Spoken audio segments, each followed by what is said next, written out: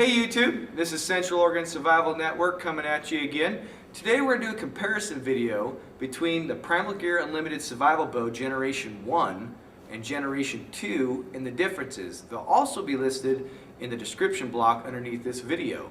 But I would first want to say a special thank you to Jeff and Heather Barber and their family for sending me the Generation 2 bow so I could do more reviews and testing for all you out there. So let's jump right into it. Okay, this is the 55-pound Primal Gear Unlimited Survival Bow CFSB-1, Generation 1, Generation 2. Okay, first off, the big differences in these two is the beveling that has been added. Now I think that's why the Generation 2 is about a 1/16 thicker than your Generation 1. Now the beveled edges means that on the Generation 1, if you can see in here, it's a real straight edge right in here. And what they've done is they got in there, redesigned it, and now they have a beveled edge. So when your limb folds out, it's not sitting against a sharp edge, it's actually sitting against a bevel, which actually made the poundage more accurate and also increased the arrow speed. Not by a lot, but by a little. Now, I still shoot the Generation 1. I've looked at the limbs, I inspected them. The sharp edges hasn't damaged them, and I have shot this bow a lot. And to show you how much I've shot it, you can look at the string. I've actually strung this up quite a few times and shot it. So I've shot this bow quite a few times. I like shooting, it's a very comfortable bow. But that is the big differences between the two.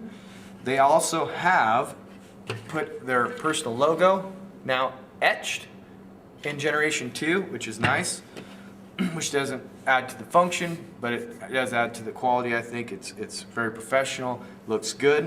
They've also added a thicker retention strap, so your Generation 1, which still works good, but on their Generation 2, they actually put their logo and they added a thicker retention strap for your limbs and your string, so you can put everything together.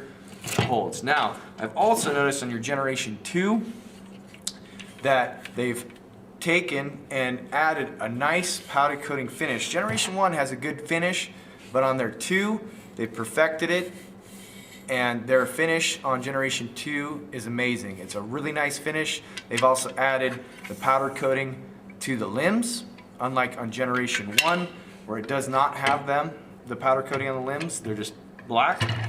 They've actually powder coated these limbs, and they've actually beveled the edges with a little more of a steep incline, which makes it nicer. And on Generation 1, they have these large felt strips on your arrow rest, which they switched over to small felt like circles, and I'm hoping that that will work a little bit better on the old design. Where that's nice, they start to peel up a little bit, so I'm hoping that the small felt circles on their arrow rest will work a little bit better.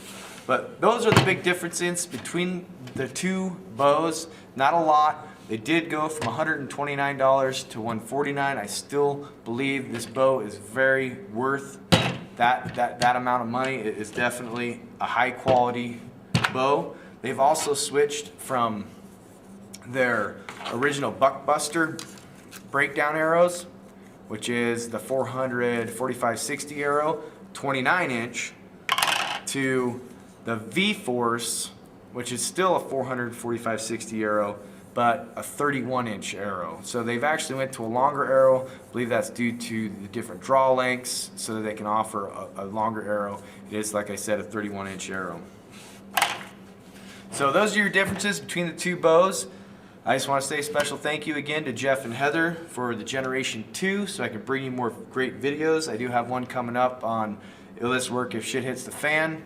Well, we'll see what happens. So thank you, and I appreciate your time, and subscribe. Have a great day.